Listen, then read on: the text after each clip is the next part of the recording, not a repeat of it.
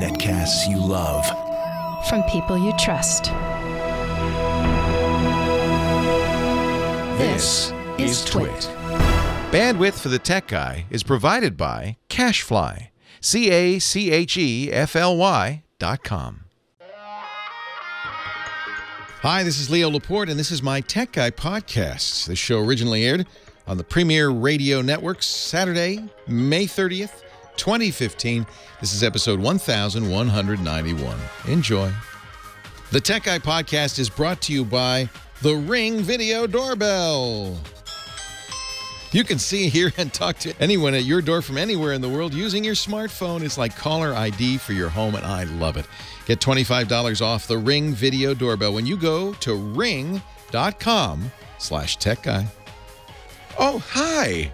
How are you? Good to see you. Welcome. Leo Laporte here, the Tech Guy, and it's time to talk tech. High tech. Computers, the internet, home theater, digital photography, smartphones, smartwatches. You have to do, when you say smartwatches, you have to do the smartwatch salute, where you raise your fist into the air and you show your watch.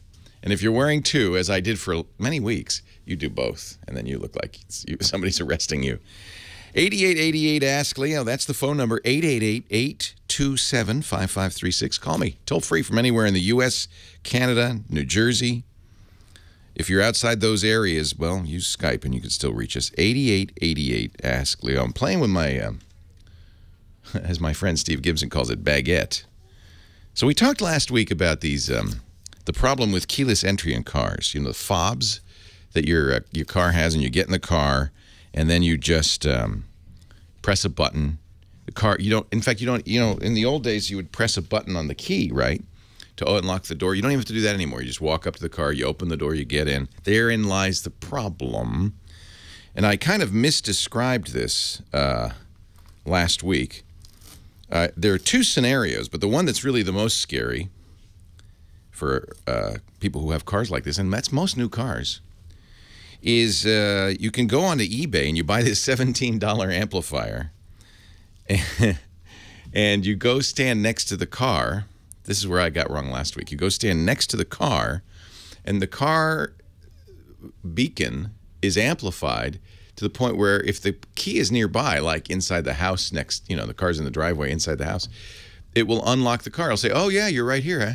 Okay, get in, because that's how it works. So the way these keyless entry systems work is the car is sending out a signal, and, you know, searching. And when the key gets nearby, the car says, oh, that's him, and opens the door, and you get in and press the button. It's based on the proximity of the key. The problem is that this signal can be amplified easily by standing next to the car with a $17 device. And then you just get in. Whoops. And a number of people said, oh, well, wait a minute, my Mustang has rolling numbers. That doesn't help. That doesn't help because it's an instantaneous attack. It's got the number. It's getting it right now from the fob in the house or nearby or in the restaurant or wherever. So there are a couple of fixes to this. One would be, of course, for car manufacturers to change the way their cars work. That's not going to happen today or tomorrow or this month or this year. It just takes a while. The other is to get a baguette, and that's what I've got here. That's what Steve calls it. It's a little bag that is, and this one's kind of nice. This is a fancy one, but you can get them for a few bucks on lots of places. And what it does is blocks radio signals. So this one comes from my friend Scott Jordan at Scott eVest. It's probably more expensive. It's got Velcro doohickeys and stuff. But the idea is you can put anything in here. You can put your phone in here too, right? If you don't want anybody to know where you are, and it would block. The phone would no longer work. It would block all the signal, but it would also block any geolocation. I think that was the idea when Scott created this. But now we know this is a great place to store your keys. So you come into work, and you put your key in this bag. Now you can't drive with it because the car needs to see the key. And I tried it today. I had my my car key, my fobless entry, or buttonless, what do they call it? Buttonless key fob. And I put it in here, and I tried to get in my car, and I couldn't. Oh, no. And then after I got in the car, I couldn't start it. Oh, no. That's what you want. So this is kind of a nasty problem. If you've got a fob and you have that situation where you just push a button to start your car, the Prius is. My friend Nick Bilton, the New York Times writer, was the first to write about this. And frankly, I have to confess, Nick, and I apologize. I thought, oh, come on, Nick, really? Because he says, I looked out my window and I saw somebody getting into my car and then going down the street and getting into each car after it. I thought, what? He has a Prius. I thought, no, Nick, that can't happen. That can't happen. So this is the tin, as J-Spin says in our chat room, this is the tinfoil hat for the the keyless entry generation, but it works. Look for a little RF. What do they call it? It would just be it's an invisibility shield for your key fob, and you can get them for a few bucks. But interesting, isn't it? 8888 Ask Leo. That's the phone number. Talking about the week's tech stories, and then we're going to get to your questions and comments and thoughts and suggestions. 888-827-5536.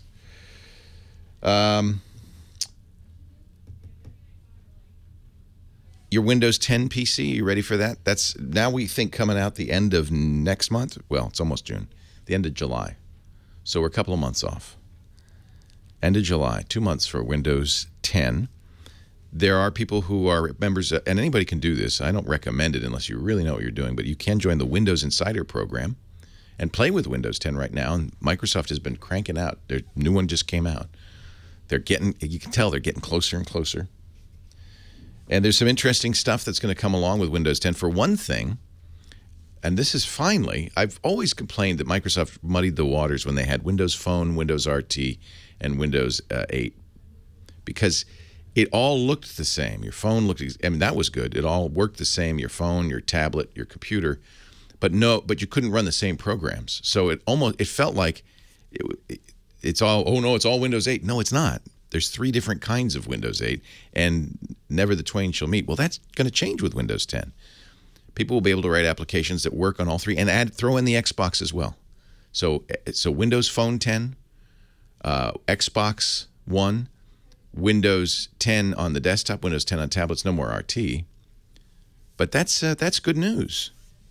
That means for developers especially, developers can write one program that'll run everywhere.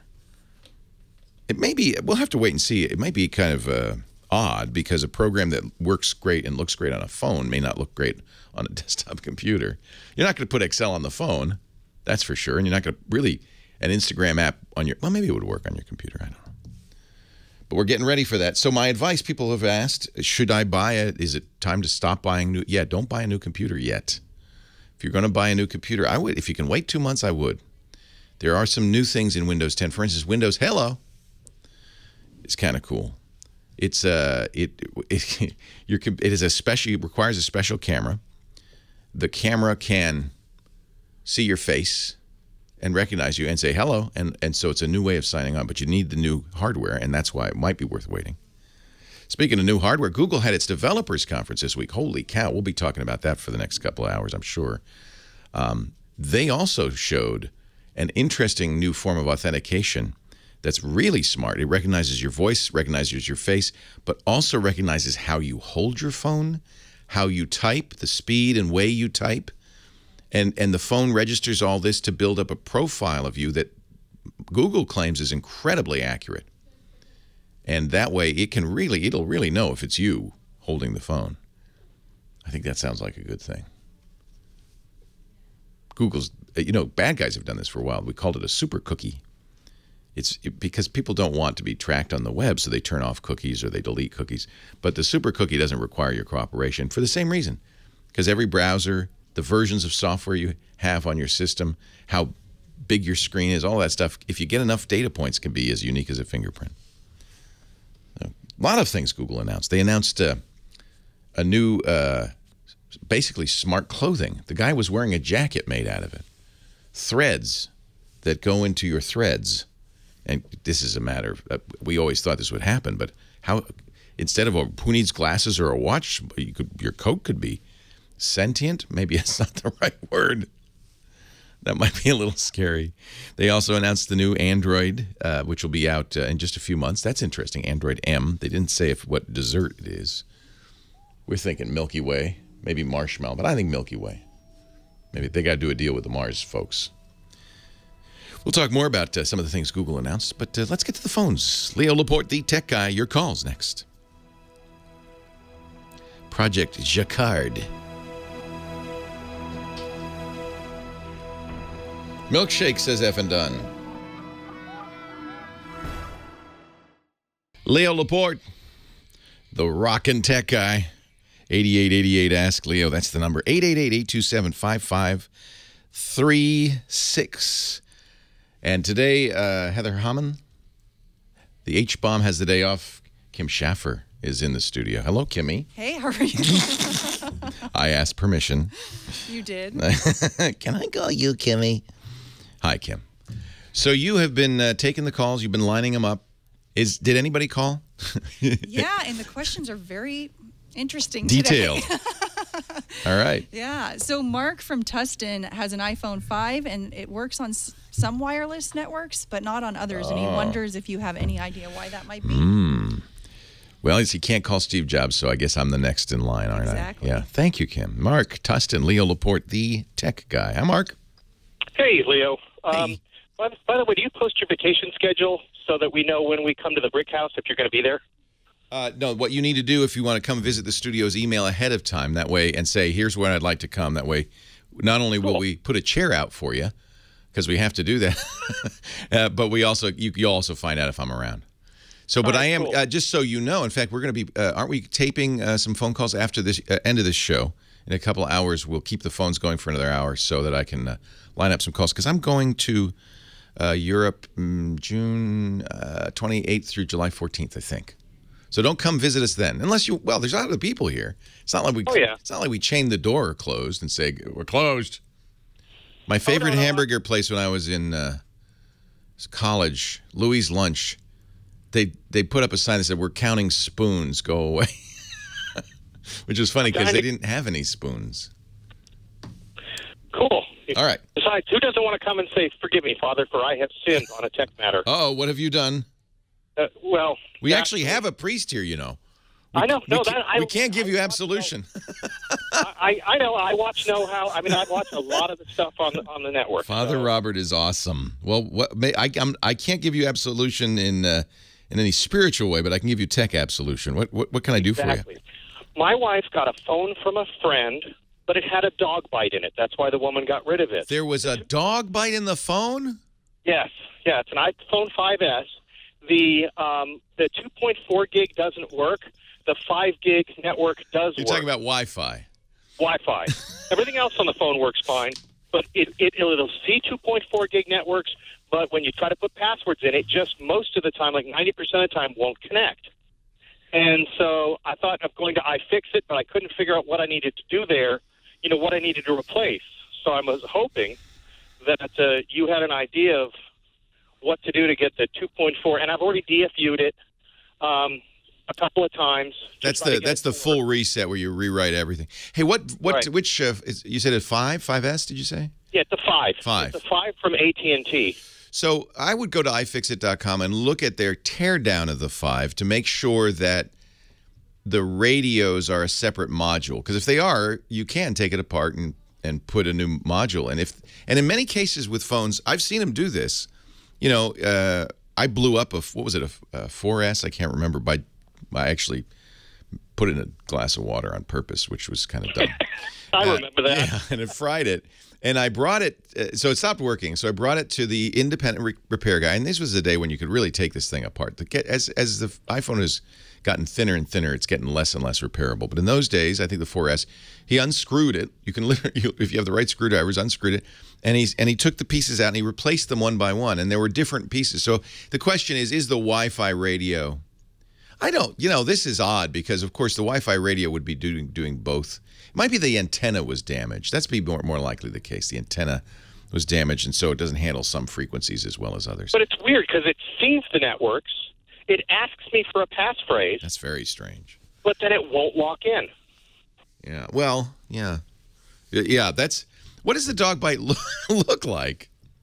It's just got 3 little tiny marks, but they're off screen. It's below, to the right of So the the case has compromised by dog teeth. Yeah, on the front, the glass. They didn't break. They didn't go through, did they? No. No. Huh. No. It's in fact, if I gave you the phone and I didn't tell you about it, you might not even notice Okay. it because it's not on the glass part. I mean, it's not on the glass part where the screen is. Yeah. That's the first one I've ever heard of. Dog bit phone. And I'm not sure exactly what. I guess I should try securing my router. Well, and then yeah. I mean, I would try some external things for. She hasn't tried it anywhere but home. No, we have the phone now. She got a 6, so I've tried it at a couple different places, and on every place, 5 gigahertz works fine, 2.4 doesn't. So weird.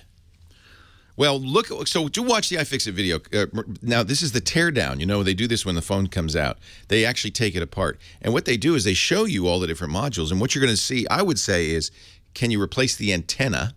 I bet you can't. You need to replace the case because it's probably integral to the case. Or if maybe that's not the problem, can you replace the Wi-Fi radio? Usually the Wi-Fi, all the radios are a single chip. And it may be that it's soldered onto the circuit board, in which case that's not going to be something you want to repair yourself, but maybe you can actually pull it off. I was amazed by how modular this old 4 was, that the guys, when I took it there, no, that's bad. Of course, by the time they replaced every part, and it didn't work. And then they looked inside and they saw the SIMS card was actually scorched. The water, from putting the phone in the glass, the water had short-circuited everything. And to the point where the SIM chip itself was scorched, like it had been burned. And at that point, he said, "Yeah, I don't think we're getting this one back." So, by the way, yeah. Thank you very much. I was listening 2 weeks ago to the This Week in Tech, and you guys had mentioned how the Apple phone, the Apple TV messed up Apple networks. And I have a customer who went from all PC to all Mac, and it's just been a nightmare. Just one thing after another. iCloud doesn't work for them, all kinds of stuff, and it's just driving me nuts. Yes. Trying to keep support with it. And when I heard that the Apple TV was messing things up, I went over there, unplugged it, and his network's been much more stable since. So this is Thank you so much. You're welcome, and I'm glad you brought it up. I'll mention it again because people are probably saying, "What is he talking about?" Thanks for the call. I appreciate it, and let me know what happens. But iFixit, you're right. You got the place to go. If there is a replacement part, they will sell it. So this is a very weird thing, and Apple finally has acknowledged that we can't get this fixed. There's a network discovery. They call it a daemon, a program that runs in the background on Macintosh. It's called Discovery D. That is bad. It's had problems for a long time. They've fixed it every time they do an update practically on OS 10. This is for your desktop Macs. They fix it, and it's still a problem.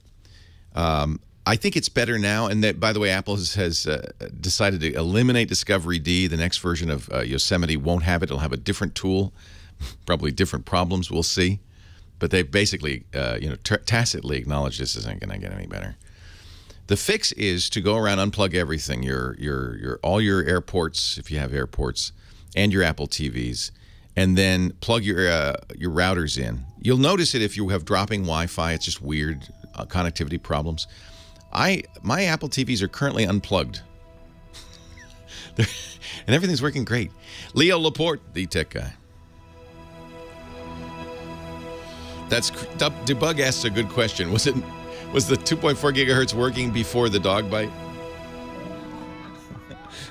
But that's only important if you want to ascertain blame. If you want to assign blame. That darn dog. Leo Laporte, the tech guy. Normally, that strange music would signal the arrival of Scott Wilkinson, our home theater guru. Scott has the weekend off. He'll be back next week talking home theater with us. You can find his work at the AVS Forum, avsforum.com. Meanwhile, that just means more time for you and your calls. Going to Mel in Pennsylvania. Hi, Mel. Hello. How are you? Leo. Okay. I have two mysterious things going on with my computer. Maybe you can help me, maybe not. Maybe this is not the right place to look. But anyway, This is, my friend, this is always the right place to look. I may not have an answer for you, but I can point you in directions. We got this great chat room. We got 1 million listeners. Somebody's going to know. That's what I'm looking for. My situation is on my emails. I've done this many times before. I'll delete a group of emails, and let's say I'm deleting 4 or 5 of them, and then when I get to number 5, it just suddenly brings up that email full screen. And then when I take it back to the regular screen, the other emails I've highlighted are not highlighted anymore, and I can't delete them, of course. But also, I have similar trouble with when I play a game online called Scrabble. Yeah. The word game Scrabble. Yeah, love that game. Yeah. Right. I click let's say I want to form a word like water, W-A-T-E-R. Yeah. The computer will take the W-A-T as if I submitted that as the word, and then I can't submit the full word because there's a glitch there. And I don't know if what I've said will shed any light on it for you, but that's what it is. Tell me a little bit about, are you using a desktop computer, a laptop? Is there a touch screen? Desktop. Desktop, not touch. Right. And you're using a mouse, traditional mouse? Yeah. Mm-hmm. Yeah. So, because it almost feels like there's some stray clicks coming in, right? Like you're selecting all that, and then the clicks, you can't click anymore. When you have the Scrabble screen on the board. Yeah. And so tell me how that works. You click to start typing the word. Yeah, that's right. So then you type W, and you type A, and you type T, but then it won't let you type anymore. Right. It takes that as the word in full, and it transferred over. So it's like it's as if you clicked the submit button. Let's see. The way it works is if you're going to click a word, they're trying to. When you finish the word, how do you submit it?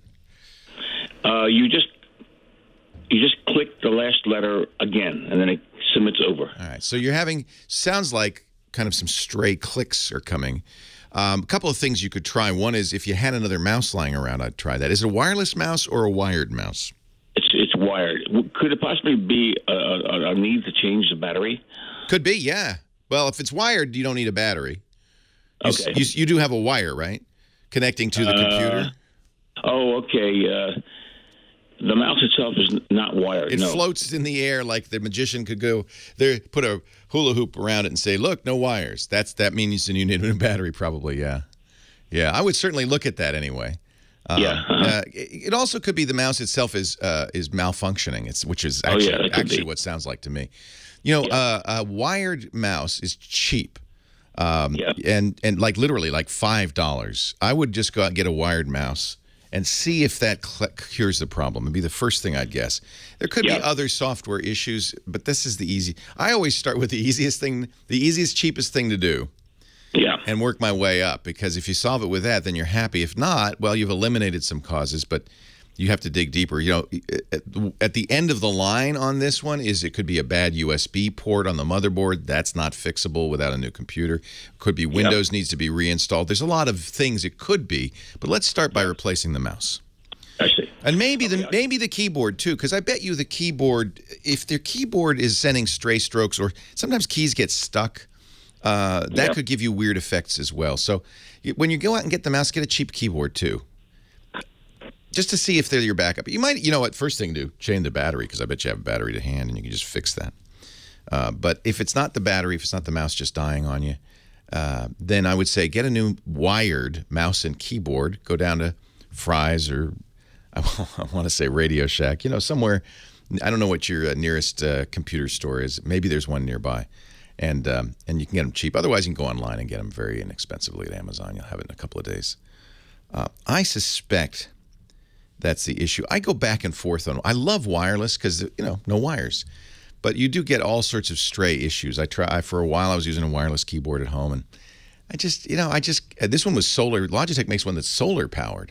You don't even need to change the batteries. It's got little solar panels on the top, and it works. I guess there's enough light in the room to make that work, but just little weird glitches kind of have discouraged me. I like wires. Good luck, Mel. Tella in Manhattan Beach, California. Leo Laporte, the tech guy. Hi, Tella. Yeah, hi, hello. Hey there, hi there, ho there. Hello. What can I do for you, Tella? You can solve a mystery for me. All right. On our telephone and our home telephone. Yeah. If the number is in our directory, we get caller ID along with music. Yeah. If they're not on our directory, we just get caller ID along with the ringing. Right. Where does the ringing come from? It does not come from the telephone provider, Time Warner. It does not come from Panasonic, who makes our telephone. It does not come from Brother, who makes the 4-in-1, which has access to our telephone. I think it's the Panasonic. So here's what the Panasonic. They deny it. They deny it. Why? Is it a weird ring? Well, it plays music. It's it's a regular ring. Yeah. So here's what's happening is. I don't. Panasonic denies it. Maybe it isn't. But I had a phone that did this. If it has does your Panasonic have memory and storage for phone numbers? Yes. Yeah. Right. So when we want to call out, yes. That's what I'm calling. And if it recognizes that number, yes, it plays music. It's saying, "Oh, this is somebody you know." Yes. Otherwise, it plays a generic ring. Right. And I would even look in the Panasonic, look in the setup for callers, and see if you could change the ding-a-ling-a-ling. For different callers, you can't. I can't. I can only make it 2 short rings for certain people. Oh, okay. That's all I can do. Well, maybe okay. The thing is, the ring is part of the hardware, right? It's the phone that's ringing, right? Yes. Yeah, you can't make. I mean, the phone company can't say to the phone, "Hey, use ring number 72." It doesn't, because every phone has different capabilities. What the Brother is a wireless headset you use? Is that it? No, the Brother's just a 4-in-1. Printer. Well, it's not coming out of your printer, is it? It uses the same telephone number. Yeah, for faxing. They're not doing it. But it's not. The sound is coming out of the phone, right? Correct. Yeah, it's the phone. Yeah, it is the phone. Of course, it's the phone. And I get a different ring from my plumber than I do from my children. Yeah. Yeah. And I don't know how to control the ring, and I call Panasonic, and they say, "No, it's not us." I think it is them. I do too. The problem is, you say these people who are on the calls, they have notebooks in front of them. They don't know everything about the product. They're not like really a product expert. No. They're people they hired, high school students they hired to read from a notebook. So it's not in the notebook. It doesn't exist. Okay. So I'm pretty sure. Now, here's where the internet can help you. If you Google the Panasonic phone and the actual product number, yes. And you could probably find manuals that will explain all of that. Yeah, well, my manual does not, but I can't think of where else it could come from. I can't either. That's why I called. That's very strange. What's the do you know the model of the phone off the top of your head? No. Yeah. Because I could put the chat room to work. They're like Super Google. Oh. They go and they say they could find anything. That's what I would suggest. I think if you go online and you could even Google Panasonic phone, the model number, ring tones, and see. Somebody will have solved this. Leo Laporte, the tech guy.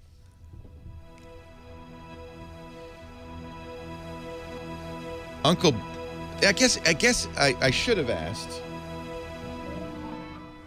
if the song it's playing is really a song, like, or if it's just like ding, ding, ding, ding, ding, ding, ding, ding, ding. You know what I'm saying? Because the phone company could like modulate the rings, but you wouldn't. But it would just be shorter, longer, same note. Because the phone company doesn't know what kind of phone you have, and it can't do anything that is specific to that phone. So if it's an actual song, it's coming from the phone. The phone company is not sending Stars and Stripes Forever down the line to your phone. I think it's got to be the Panasonic. Leo Laporte, the tech guy, 8888. Ask Leo, that's the phone number. The more I think about it, the more convinced I am that the only thing possibly playing songs, it's got to be the phone. Who else would be able to do that? A chat room suggested some phone companies offer distinctive rings, but that's like 2 short and 1 long. That's not da-da-da-da, da-da-da-da. Jack on the line from Plymouth, New Hampshire. Hi, Jack. Hey, Leo. Hey, Jack. I'm starting a Kickstarter page where I'm selling my drone videos. Ooh, neat. Yeah, I thought so. And I can't find a program that can actually render 1080p 60 frame a second videos. So I don't know if you knew of any programs that could do that. So 1080p obviously is easy. It's the 60 frames, which I think is great because the normal frame rate is 30 frames of television. It's actually 60 fields, 30 frames for progressive or interlaced. Progressive scan 60p just for motion is great. And in fact, we're going to see more and more of high frame rate video, not just 60 frames a second, but 120 frames a second and more. So you're trying to edit this video so you can put it on YouTube or wherever? Yeah. And you say what editor are you using? Well, that's the thing. I have enough money to buy whatever I need. Yeah, but what are you using? I don't have anything yet. Oh, I see. That's a good question, but I think most editors should handle 60 frames. Well, I've been looking on like Premiere stuff, and what else? Sony Vegas. Yeah. And I haven't been able to find if they actually definitively do render 1080 at 60 frames per second. So, yeah, I'd be shocked if they didn't. Premiere especially, because that's what is used by so many pros. I would start with Premiere Elements, not the full-blown Premiere. Okay. So because YouTube handles it, that seems like everybody would support it. And if they don't, then do an update. James in our chat room says Corel Video Studio Pro will. I'm not a fan of Corel Video Studio Pro, but it will. On the other hand, if it will, well, of course Vegas will. Of course Premiere will. These are higher-end products. Right. I think really the issue is you want to make sure you're editing it in 60p. I think you can output 60p without a problem. I think it's editing it that way because you don't want to edit. But you know what? Everyone will. It's got to. That's not. Sony Vegas definitely does 60 frames a second. Liam Kennedy says in our chat room. There is a trial version of Adobe Premiere Elements. Why don't you download it and see? That would be my choice if I had a choice of editors. And if, as you say, you have plenty of money because Kickstarter's just really kicking in, then get the Creative Cloud version of Premiere. That's what we use here in-house for editing. And it's definitely the power tool. What's your Kickstarter? Because I know you want to plug. It's not up yet. Okay. I wanted to make sure that you called just to ask a question, not to plug your Kickstarter? Yeah, crazy. I love you, man. So, wow, that never happens. So, what kind of drone do you use?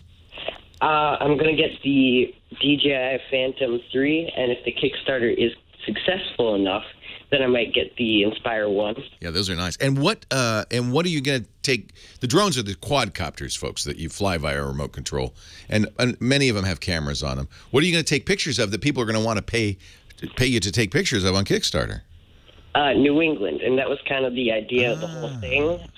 Just go anywhere in New England, and it is a really beautiful spot. I grew up in Rhode Island. I would pay to see drone videos of New England. And the beauty part of drone videos is like helicopter shots. They're smooth, they're steady, they're beautiful, and you can go anywhere. And more and more we're seeing incredible quadcopter video footage.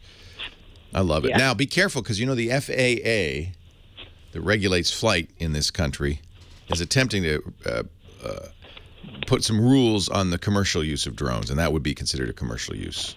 Yeah, and I've been working on getting a petition, and you have to do one of those if you're going to start a business and stuff, which is also what I plan on doing. Yeah. Make a website where you can sell all those videos. Right. And so you have to make a petition, but I'm working on that. Good. Good for you. It's pretty cool. This is great. What a great project. Good luck. Thanks. Yeah, and then call back and plug your Kickstarter when you have something to plug. That's awesome. All right. All right. I think this is so cool. I have a I used it a few times. I haven't used it much. Parrot Bebop, which is the drone for lazy people, for people who don't know how to really fly drones because they're hard to fly. It's a little confusing, these quadcopters. And but the Parrot AR, which created the first drones controlled from iPhones, has always been all about kind of making them easy to use. The Bebop, which is about $500, just kind of flies itself. You push a button, it goes up in the air. And then it's pretty straightforward. At least that's what my friend, Father Robert Ballister, we call him the Quad Father. He's a drone guru, and he says, "Oh yeah, you can't crash that thing." So what did I do? First thing, crashed it twice, right into the side of the hill. So now it's $500. I'm really reluctant. The first drone I ever flew, he said, "Get the cheap one the first time." I said, "Okay." Bought the SYMA, S-Y-M-A, for $40. First time I flew, charged the battery up. I'm really excited. Charged the battery up, put it inside, and everything's well. This one doesn't have a camera. It's just for practicing. Press the button. It goes, starts to take off. Oh, this is exciting. Goes very smoothly. Goes up. I say, okay, now turn left. Keeps going. Turn right. Keeps going. Come down. Keeps going. It's like a balloon. It's like a helium balloon. Goes straight up, and I disappeared. I have no idea where it went. For all I know, it's on Mars by now. So I'm a little burned, frankly, by the drone thing. I need drone help. Let's see, who do I have here? Leslie. Hi, Leo. Laguna Beach. Hi, Leslie. How are you? I'm good. How are you? Good. I love you to pieces. You're like English or computer immersion for me because I don't understand much about tech stuff, but when I listen to you, I start to recognize words and concepts, and I appreciate that. That's really nice. Thank you. That's kind of my goal. That's kind of my life goal. To make this stuff accessible. Half the time I'm clueless, but then it's like, oh, okay, that makes a little sense. Boy, that makes me happy to hear you say thank you. What can I do now to repay you? Oh, I'm on the air. I didn't realize that. I thought we were what? On the air. No, yeah, I just said hello. No, yeah, we're on the millions of people heard you pledge your love for me. I hope you understand that. Yeah, I was honest. Okay, I'll get to the point. I have problems with group text, and sometimes, not always. And I have one particular group of friends. I can send them a group text. Yeah. They all respond. They all get the response, but I don't. Oh, man. Let me ask you a question. Are you on an iPhone? I have a Galaxy S6. That's the problem. They all have iPhones. iMessaging or some damn You're thing. green. They're blue. This is the problem. Well, how can I get my good messages from my kids who have iPhones? They're all fine. This drives me crazy because it's Apple. So is it a fight between the two of them? Yeah, Apple has this messages program which they use for texting to everybody, but it works a little better if you're texting to an iPhone, and group messaging, for instance, that would be a perfect example. You sent them a group message, but they know you're not on an iPhone, and they're all on iPhones. In fact, I think there was a Saturday Night Live bit about this. Oh, really? It's yes. fascinating. I got off of the G messaging thing and onto their old style messaging. It doesn't help because you don't have an iPhone. That's the problem. What's the solution? What is this got to be? Hang on, and we'll find a solution when we come back. Leo Laporte, the tech guy. Oh. I love that. Well, hey, how are you today? Leo Laporte is here, the tech guy. Time to talk computers, the internet, cell phones. I talked with Leslie a little bit off the air to kind of walk her through this. It's very frustrating, I understand. More frustrating for those of us who are not in the Apple ecosystem. People who have iPhones and Macintoshes and iPads love this because it all kind of works together, and you can message each other, and they're all living in this beautiful world of blue text bubbles. I can never remember. Is it blue if you're all iPhone? It's blue, and it's green if you're somebody else. It was a big step backwards, and I'm extremely angry with you, Apple, for doing this. Remember, in the early days, one of the reasons text messaging didn't take over so quickly in the United States is because if you were on Verizon, you couldn't SMS. That's the original text messaging. You couldn't SMS somebody on AT&T. The two systems didn't interoperate. Maybe 15 years ago, we fixed that, and that's when text messaging took off in the U.S. The same thing happened with email. Same thing happened, remember, with instant messaging. When you had, we call them in the business, we call them silos. Closed systems, then people can only talk to other people in the silo. But what you really want to do is have open systems that everybody can talk to everybody else. And in fact, that's when these things take off. That's when email took off. In the early days of email, if you had MCI mail, which I did, you could only talk to people, you could only email people who had MCI mail. Genie to Genie, CompuServe to CompuServe. But once universal internet email began, email took off. Same thing happened with instant messaging. Same thing happened with SMS, text messaging. And then Apple went backwards. Now, the problem is this is good for Apple and good for people who live only in the Apple world, but it's bad for everybody else. Apple's messages can sort of talk to regular SMS texting. There is a gateway, but it doesn't work well. It colors the messages differently, so you are kind of segregated.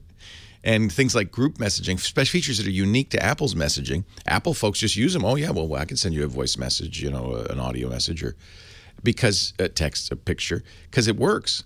But what they forget is it only works inside the Apple universe.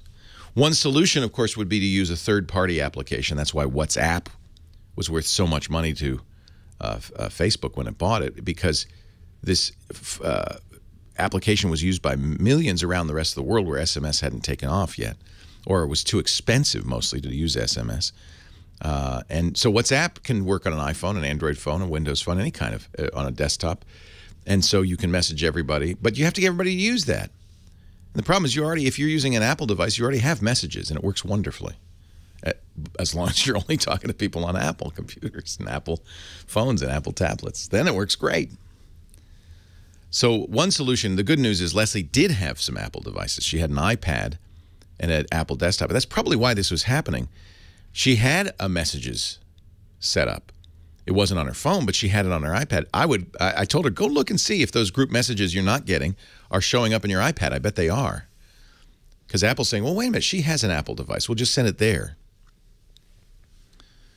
But that's the problem is, you have to have an Apple device. I think it's a step backwards. I think it's really a shame because that's not the promise of computing. The promise of computing is open, transparent, easy communication, not, well, I can only talk to people in my group. That's what we used to have. Of course, it's good for Apple, right? Because then you're more likely to buy an iPhone. In fact, that single problem alone is probably enough to get people like Leslie to just say, oh, the heck with it. I'm not going to buy an Android device. I'll just buy an iPhone because all my friends are using iPhone. I'm bloody-minded. My wife, my kids, everybody I know uses iPhones, but I'm bloody-minded. I like my Android phones. I'm sticking with Android. I don't care if I'm a greenie. 8888 ask Leo. Back to the phones we go. The phone system. How would it be if the phone system worked that you could only call people on AT&T with your AT&T phone? You couldn't call Verizon people. It wouldn't work, right? It'd be terrible. We need open and standards. We need interoperability, they call it. It's all technical stuff. And real people don't know about it or care about it. I don't blame you. But we geeks obsess about it. Paul's on the line from Michigan. Hi, Paul. Leo Laporte, the tech guy. Paul? Hello? Oh, it's delayed, isn't it? That's exactly what you're calling about. Hi, Paul. Hey. What's up? I didn't expect it to come back. But I know. I was gassing on. You didn't think I'd ever talk to you. Yeah, here I am. I'm going on a trip in October, and I've noticed of course, I spent $200 on these Bluetooth headphones. Way too much. But on my iPad, my iPhone, there's a delay, and I don't know how to figure that out. So you use them there's a delay for phone calls, you mean? No, for watching, for instance, your shows. Or so you're watching video and the lip sync is bad. Exactly. Yeah. So that's not an uncommon thing with video because audio is so much easier to decompress and play back and much harder to do video. So video often lags behind the audio. And we're very sensitive to this. A few milliseconds of delay between audio and video is enough to disconcert people. In the early days of satellite television, this was a big problem. It was just a few milliseconds. It was a few thousandths of a second. It wasn't a big deal. Really, it wasn't a huge amount, but it was a big deal because it was like, what? Something's wrong. So when you just watch the video on your tablet without headphones, without the Bluetooth, it works fine? Yes, everything's fine. I'm thinking maybe just get a pair of headphones that plug in. Wired headphones. Yeah, that would fix it. What are you used to playing stuff back? Because it's probably more of an issue of what you're using to play it back. I've tried Netflix. I've tried all your Twitch shows. Interesting. So anything that you play back on my iPad, the iPad Air 2, the newest one. Yeah, I'm not sure. Well, yeah, it may not also be decompression. It may be the fact that the Bluetooth is just because it's radio. It's a little bit of slower. That's right. Anybody in the chat room have this experience? I don't use Bluetooth headphones, although more and more people are going to. I mean, this has become the thing. The new Beats Solos are Bluetooth. Well, I use them at the gym all the time with Pandora. Everything's great, because there's no video. Right. But sometimes I go on the stair stepper, the treadmill, just wireless is great, isn't it? Watch something. Oh, it's wonderful. Yeah. Watch something, and it's like, I'm watching you. Right. It's like, why is it talking? Yeah. It's way delayed. It's weird. That's an interesting. I think it might be, and I haven't tried it enough with Bluetooth to know, but it might be a problem that just happens with Bluetooth because of the way the Bluetooth encoding has to work and get the audio out to you, that it's just a little bit, maybe a little slower. Do you notice, can you tell if the audio is behind or ahead of the video? Can you tell? I think there's... The video is ahead of the audio. Okay, that's what I wanted to hear. That means that's Bluetooth. And the Bluetooth. Yep, that's the Bluetooth latency, exactly. And I think that's the nature of Bluetooth. I'll look into it and see if we can find some better way to do it, but I think it's the nature of Bluetooth audio. And, Bluetooth, most people didn't use Bluetooth. For a long time, people didn't use wireless speakers. They'd put the earbuds in, and you wouldn't see it with earbuds. But as more and more people are using Bluetooth, I think this may actually be an issue. What we'd want to find is something that had a Bluetooth headset that had low latency. Which ones are you using, just out of curiosity? Oh, the Beats. Are you using the Solos? The Beats wireless. Yeah. All right, I'm going to check into it. Maybe there's no fix because it's Bluetooth latency. I'll check into it. Leo Laporte, the tech guy. Leo Laporte, the tech guy, 8888. Ask Leo. That's the number. I feel like a spy. They're bringing back Man from U.N.C.L.E. No, wait, let's do a test here. Kim Schaffer, have you ever heard of the Man from U.N.C.L.E.? I have not. No, of course not. That's why I was surprised they were bringing it back. This is a show I watched as a kid. I'm 58, so this is a show that was and when I was a kid, I would always play Napoleon Solo. Who you probably never heard of him either. He was the star, Robert Vaughn, star of Man from U.N.C.L.E., and then there was his blonde-haired Russian sidekick, Ilya Kuryakin. This was very formative for me in my. I was probably 8 or 9. That's how it's a 50-year-old show, but they're making a movie out of it. I wonder how people are going to react. Hey, let's all go see the Man from U.N.C.L.E. movie. I remember that from my youth. That's the problem, waiting too long. Right. To make a redo. They should have done this 20 years ago. Now it's SpongeBob. They're going to make SpongeBob from U.N.C.L.E. I even remember what U.N.C.L.E. stands for, the United Network Command for Law Enforcement. And who was their enemy? It wasn't Smirsh, that was Bond. It wasn't Chaos, that was Get Smart. See, I've forgotten some of it. 8888, ask Leo, that's the phone number. Back to the phones we go. And Garrett in Manhattan Beach. Hi, Garrett. Leo Laporte. Hi, Leo. This is Garrett's mom. He's a little shy. Oh, that's fine. You say something. No, I want you to say something, Mom. Okay. Oh, he's so excited. Oh, hi, Garrett. How you doing? He's a little under the weather. Oh, I'm sorry. Well, what can I do for you and Garrett? Okay, so he has an iPad that it's, I think it's a iPad 2, so it's, like a couple years old. Yeah. And in the house, he tries to connect to the Wi-Fi.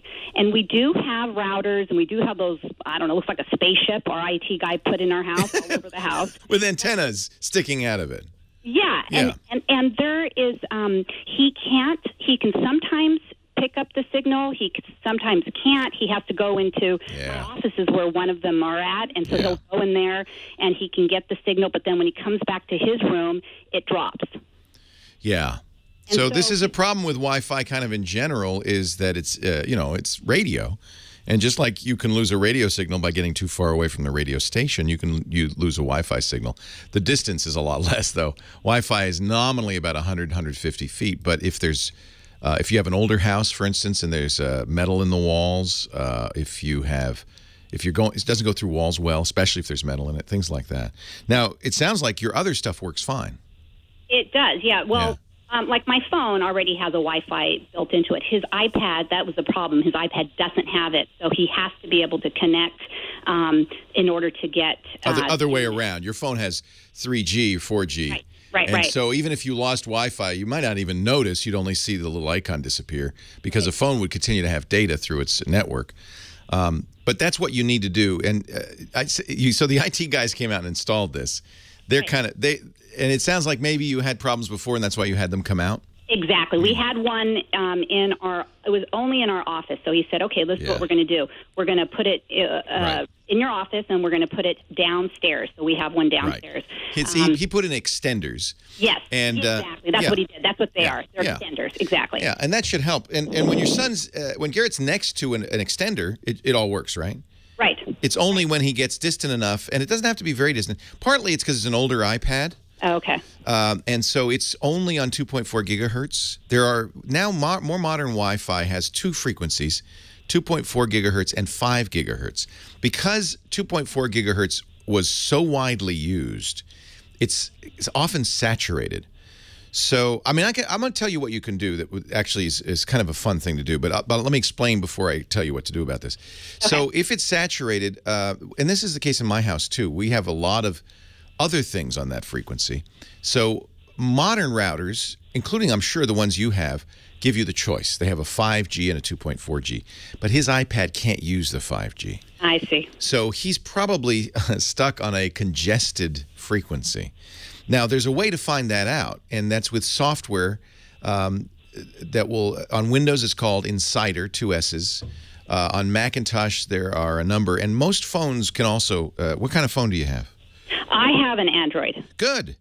There's really a good choice on Android, and I think it's free. I use it all the time, called Wi-Fi Analyzer.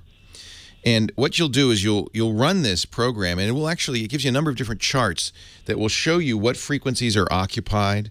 It'll show you what kind of saturation there is. And what you want to do is move around with it and see how it changes. And you'll see what the issue is very quickly. Probably the network guy who came in to install your Wi-Fi used something very much like this. Okay, and do you think maybe the issue is that he has it set on 5G because, of course, it runs faster, but my son's iPad just can't. It doesn't do 5G. He has an iPad 2, you said, right? Pardon me? Does he have an iPad 2? Yes. The older one? Right. Yeah, that I think doesn't do 5G. Right. So do you think that could be the problem? It could be. I don't want you to run out and get a new iPad just because of that. So it might be worth seeing if you have real congestion. One way to know is when you drop down to choose your Wi-Fi, do you have a bunch of other access points around? I don't know. Yeah. Next time, look. I'm looking at the Wi-Fi analyzer here, and I can count. It looks like a dozen or more Wi-Fi access points. And, of course, that's pretty typical now, especially on 2.4 gigahertz, because that's been around for a while. And as a result, you really see the congestion, and it makes it difficult, especially for an older device, to work. So download Wi-Fi Analyzer on your Android device. Okay, and then look at it and see. You'll see pretty quickly that there's congestion. You'll see what's going on, and that doesn't solve it. There are, you could get the IT guys back out, and they could put in more extenders. That would be one solution. You could get Garrett. Is he still listening? No, he ran into the other room. Good. You could get him a newer iPad if you don't tell him. I know that was the other. I didn't want to get you in trouble. The other thing they said when I went down to the Apple store, they said I could turn in this one and get like a credit, and then get a new. Do you know anything about that? Yeah. Okay. Yeah, That's an option. yeah, it's not a big credit. Oh, yeah, I know. I think it was like $100. Yeah, well, that's better than nothing. And if you got him an iPad Air 2, the latest version, I think it would work better. They're telling me that that the iPad 2 might, in fact, do 5G. He's able to select the 5G network?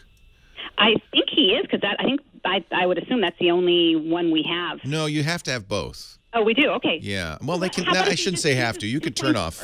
You could turn off 2.4, but nobody ever does. Say again? What if he just, when he has the option, what if he just chooses the 2.4? Yeah. Okay. There are ways to do it. Try it. And you'll see the analyzer will go sit in the corner where he's sitting, and you'll see what the problem is immediately. Okay. You'll see the signal go. Right. And it may even be happening to you. You just have 4G, so you don't notice. Right. Okay. Wi-Fi. The Wi-Fi on the iPad 2 is 802.11 A, B, G, and N, but so it doesn't do the latest. But I'm not sure if it does 5 or 2.4 yet. 2.4 is the older one. Everything does 2.4. That's why you don't turn it off. But he could also be signing into the neighbor's Wi-Fi because it's stronger. There's all sorts of issues around that. Leo Laporte, the tech guy. Okay, you can use an iPad 2, they're saying, on 5G. It's what we call dual band. But doesn't mean his airport is choosing the right thing. With this congestion, it might be, he goes into a part of the house that's near the neighbors, and this is, iPads are notorious for this. Go, ooh, I like this one. And we'll take the neighbor's Wi-Fi and may not get any connectivity from it, but it will suddenly be taking it. So it just takes a little detective work looking at what's going on. Little Electric Light Orchestra there to bring in Johnny Jet, our travel guru. Johnny shows us how to use our computers, our technology to travel better. And he travels better. Actually, you traveled back in time, didn't you, Johnny Jet? I sure did. Tell me about this. I want to do this. You were on a Pullman car? Pullman rail journey. So I went from Chicago to New Orleans. They also offer Chicago to Denver, which is brand new. And they do it, these are all old, year round. These are the old-fashioned railroad cars. But they book far in advance. So I was hearing I bet people they saying, do. But it's not complete luxury. I mean, we were in twin beds. And yeah, well, it's a train, Johnny. I know, but they kind of sold it as real luxury. Well, it's luxury for a train, but come on, the click-a-clack. I've been on some other trains. I've been in the Eastern Oriental Express. Oh, yeah, I want to do that. I want to do that for sure. Does it go clickety-clackety, clickety-clack, and like you kind of... For sure. Oh. My wife did not get one minute of sleep. No, that puts you to sleep. Half the people on the train did not. There were 16 passengers. Half of them did not sleep. I slept about 3 hours. The secret is put your earplugs in. No, see, I like that. And some people did. There were some real big train buffs, and they loved it. It helps me sleep. Yeah, I never slept so well as on a train. It's rocking. The tracks aren't that smooth. Nah, that might be. It was when I was a younger person, and it may be that they. I noticed that they don't go as fast as they used to either. They're a little more careful. No, actually, we're going 80 miles an hour. I logged on to Glimpse, so Glimpse was telling me exactly how fast we're going. That's cool. 80 miles an hour. Wow. All right, Pullman Rail Journeys. And it's, by the way, it's travelpullman.com. It's pretty cool. Yeah. I think I thought of you actually. I love trains.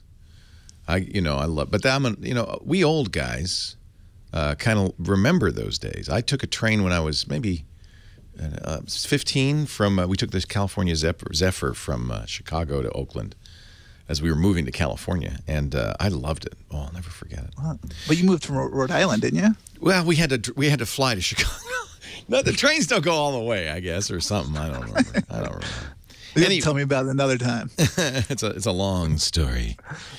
So what do you got for us today, John? All right, so I got a travel website and an app. So this website is called Honey Fund. So the name actually caught me. Someone was talking about it, and then I read an article somewhere. What is I don't know. Okay. So this is for people who are getting married and instead of having someone give a gift that they don't really care about, they can sign up and have their guests give them money towards a honeymoon. Now that's great. What a good idea. And it actually was on Shark Tank, so people were talking about it. That's where I read this article in Shark Tank, and this was their one of their best companies. Honey Fund. So you go on this, you register like any wedding registry, and you say, if you want to give us a wedding gift, you could give it to the Honey Fund. Exactly. And actually, I found it really fascinating. I wish I read this before I got married, but some of the stuff it was saying is, you never put your registry on your wedding invitation, which we did not. Yeah. But so what you do is you set up a wedding website, and they'll help you do that as well. Yeah. And that's how you do it. So you can direct people on the invitation, say, here, check out the website. You're not allowed on the invitation to say our wedding registry is here. That's bad form. According to their... It's bad form. Their etiquette.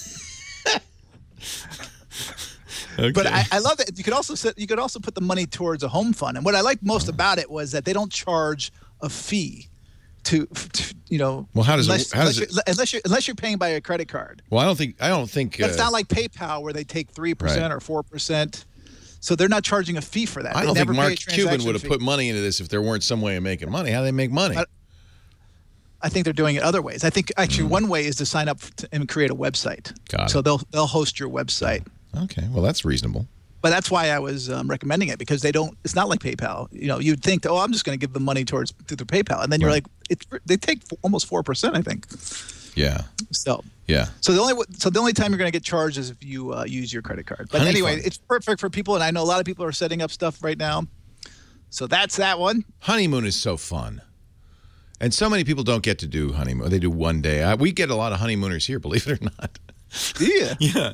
And I always say, gosh, I'm sorry, you couldn't afford better. But no, they come here to the wine, because we're in the California wine country.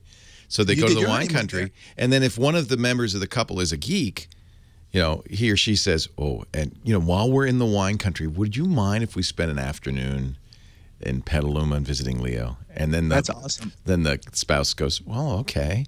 And then realizes, I married a geek. It's good what to a know. compliment to you, man. It's good to know. A lot of honeymooners. Yeah. Yes. What's your app? All right, so I got an app called Twicer. Have you heard of Twicer? No, you're good at this. I don't know how you do this. Twicer. Twicer. It's nicer. So according to it's only available on iOS for iPhone 4 or higher, and what it does is it lets you record video over a video that you've already created. And so, everyone these days when they're traveling, they're trying to create videos for their friends, sending messages back. So this will allow you to do an overlay and, import existing videos. It's pretty cool. It's free. This might be, so I'm looking for some solution. Because, as you know, in a month we're going to Europe for 3 weeks. Yes. We're going to take a river cruise. And I want to have some solution for like a travel blog diary where I can post pictures, video, commentary, maps. That's exactly what this is. This looks like it would be good. That's actually part of the stuff they talk about in their description. Right. Twicer. But it's only for iPhone, iOS. I hate people who do that. Android's bigger than iPhone, guys. Get with it. It says you recorded commentary on new or existing videos to tell a better story. I like that. So that's what I need, because I'll do a video of something, but it's like, it's a little windy. But I could go back to the cabin. And take that off. And say, and here we were walking the Great Wall of China. That is a great example. Twicer. It's on the App Store. It's from Quarter, Kwarter, Incorporated, and it's free. Yeah, and I think they just launched it at the Cannes Film Festival. So you basically can create a narration over existing video, which is what you really want to do. Exactly. Because it's hard to do great video and do a great narration. I like that. It's a blue app. I should do that for my train trip that I just did, although I didn't take a lot of video. Well, that's the other thing. I guess you could take the video, get home, and do it. Exactly. It's be like boring people with your slideshow. You could just, and then Natalie and I went to the top of the volcano. Do people do that anymore? Where you get back from a trip and you say, "Come over, neighbors. We'll show slideshow and movies." Well, that's the beauty of Facebook. You don't have to do this and things anymore. like that because you can see Right. people can the pretend pictures. they saw the pictures. In and the go, old days, you'd be like. trapped for hours. Right. Just thumbs up and move on. Yeah. although now with the iPhone, the phones, people are just sitting there going, "Look, check out our I know. photos." That's the worst. Don't do that. I'm just like, go like this. Just go fast. Yeah, don't do that. This happens a lot to me. Come here, and you got to hunch over, look at the iPhone, and then see we got 2 kitties. No, I don't want to do that. You'll find Johnny Jet at johnnyjet.com. That's his website. Do go there and sign up for his free travel newsletter. Lots of great travel deals, even when he's traveling. You're in New Orleans. What are you doing in New Orleans? I'm in New Orleans. It's pouring rain out right now. I love New Orleans though, but it's a tropical rain. But there's some really good deals, by the way. I just sent a newsletter. There's, Brazil is just so cheap. From LA, it's $567 round trip. From Boston, $581 round trip. JohnnyJet.com. Get that newsletter. Don't forget to follow him on the Twitter at JohnnyJet, or on Instagram. He's JohnnyJet. And I love following you on Instagram because you see all sorts of fun travel pictures. It's really great. Thank you, Johnny. Thank you. Have a great week. Have a great, safe trip. Enjoy New Orleans. Thank you. Leo Laporte, the tech guy. More of your calls to come right after this. Leo Laporte, the tech guy, 8888 Ask Leo. If you have a question, a comment, a suggestion, I'd love to hear from you. Dave in Chicago's next. Hi, Dave. Hey, Leo. How you doing today? I'm great. Welcome to the show. Thank you. Thank you. Hey, question for you. My wife's business computer at her office, she started it up the other day, and she said she got a blue screen but did have the toolbar down at the bottom. Then she restarted it, and this time it just went to a blue screen, nothing else. So I brought in a different monitor to see if it was the monitor. It's not the monitor. Oh, wait a minute. Are you saying it's a blue screen with no text on it? Right, nothing. It's not the blue screen of death. It's just a blue screen. Okay. Right. So that's reasonable. Say maybe it's the monitor. Yeah. All right. So, but I brought in another monitor, hooked it up. That didn't do anything. It was blue too. Yeah. So I took out the hard drive and hooked it up to another computer.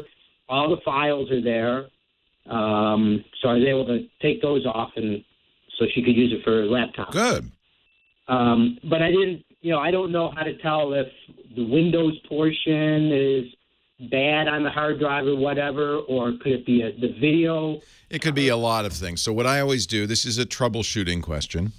Yeah. And what I always do is start with the easy things first. You kind of did. You said, well, maybe it's the monitor. Did you try a different monitor cable? No, I didn't try that. I would try. I mean, we're looking at the simplest things, the cheapest things. So check that. Make sure the monitor cable's all right. All right. Now, if that's okay, if you're still getting blue with a new monitor, a new cable, then it could be the video card has gone. Goodbye. And it's hard to test for that. In other words, it may not be Windows. It may not be the hard drive. It could be hardware. It could be the driver, and it could be Windows. So, one way to test that, this is something everybody should make, is a bootable disk. Could be a USB key. Depends on what your computer can boot from. Almost all computers now can boot from the CD drive if they have one. If you don't have a CD... I think we did that. I think we did that when we bought the computer. I think I made one. Good. So, it's best if you can get a full operating system. Linux, for instance, makes live CDs that you could actually run the computer from the CD. It's good to make one of these because then, if it's the hard drive or if it's the software on the hard drive, booting to a completely separate operating system on a disk and seeing if it works will tell you a lot. Right. You can use that disk you made. I would boot to that and see if the screen's still blue. If it is, then it isn't the software. It's not the hard drive. It's the video card or the monitor cable, right? Yeah, right. So the video card, I don't think it has a video card. It's probably built into the motherboard. Yeah, it's still a video card. It's just not something you could pull out. Right. So putting a new standalone video card in there. Well, if that's what we're wrong, yes. Right. Okay. But first thing to do is take those discs. I'm so glad you made those discs. So many people don't. So take that. It's called a recovery disk. Take that recovery disk, and it's a bootable disk. Put it in and boot to it. And how do I boot to it if nothing comes up on the screen? How do you do that? Most computers are set if there's something in the CD to do that. If, and by the way, this would be another way to do it, is to go into the BIOS settings. So different computer, is it blue from like the minute you turn it on? Yep. But, it's black when the screen's not activated, and then you turn it on. And you never see, so when you turn on the computer, you never see any text saying booting or anything like that?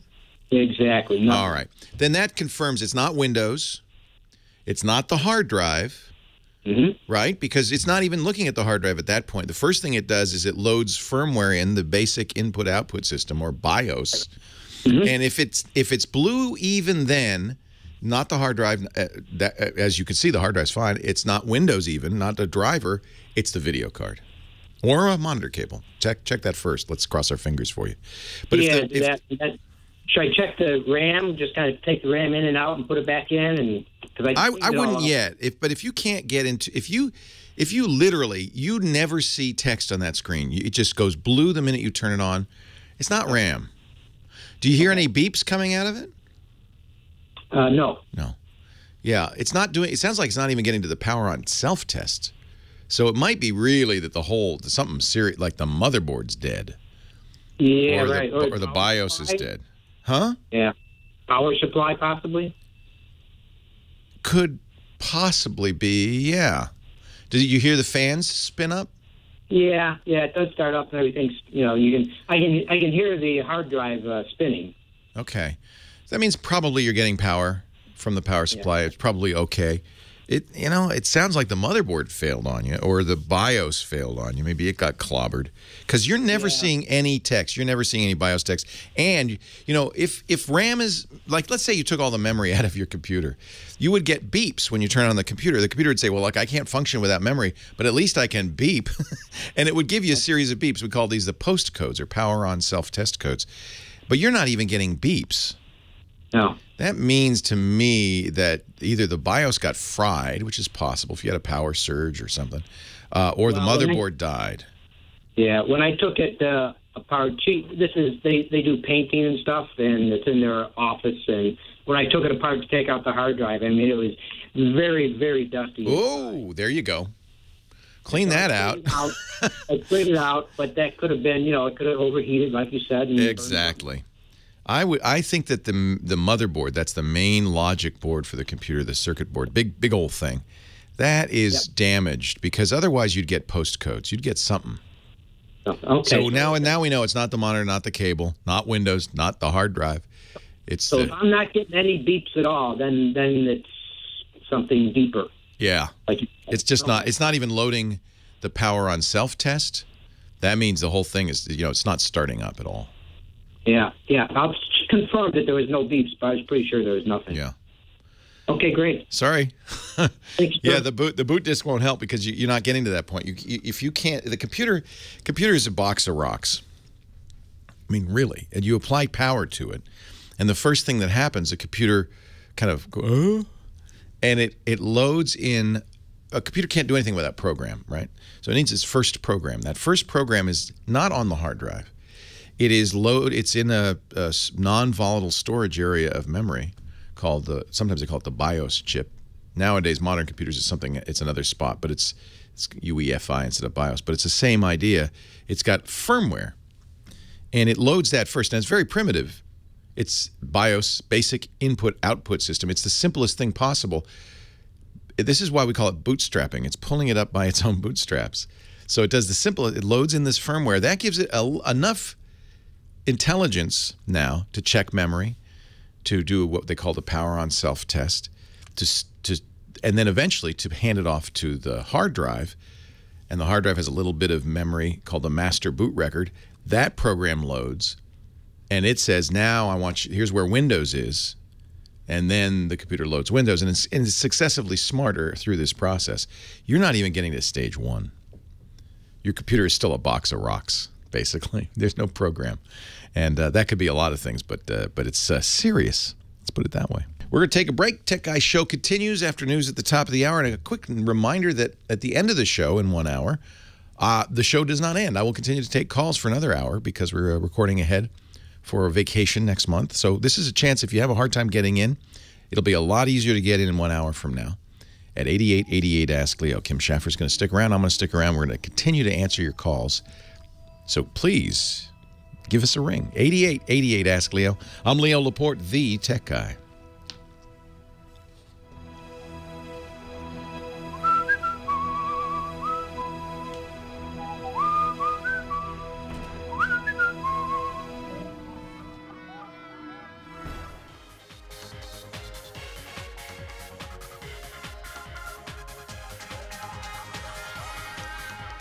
Well, hey, how are you today? Leo Laporte is here. That's me, the tech guy. Time to talk computers and the internet and home theater and digital photography and smartphones, smartwatches, and all that jazz. I just got just came out in the United States, the new LG G4 phone. And I was very curious about this. Right now, in Android, it's an iPhone, we don't have to talk about it. It's an iPhone 6 or 6 Plus. Big or little, your choice. That's it. So take it as written. iPhone, great phone. Love it. Nothing wrong with it. Apple Watch, very nice. We don't have to say anything. There's not that many choices. In the Android space, there's lots of choices, so I have to buy a lot of different phones and, a lot of different Android watches. Right now, I'm using the LG watch. It's called the G Watch Urbane. It's not that urbane. It's looks kind of it's a little, I don't know, trashy, flashy kind of. But I love Android Wear watches because they really work well for what a smartwatch needs to do, which is kind of give you information at a glance. They do the sport band stuff too. They track your heart rate and your steps, and you can track exercise. You can map a ride as well. You can make a map of your bike ride or your run or your walk.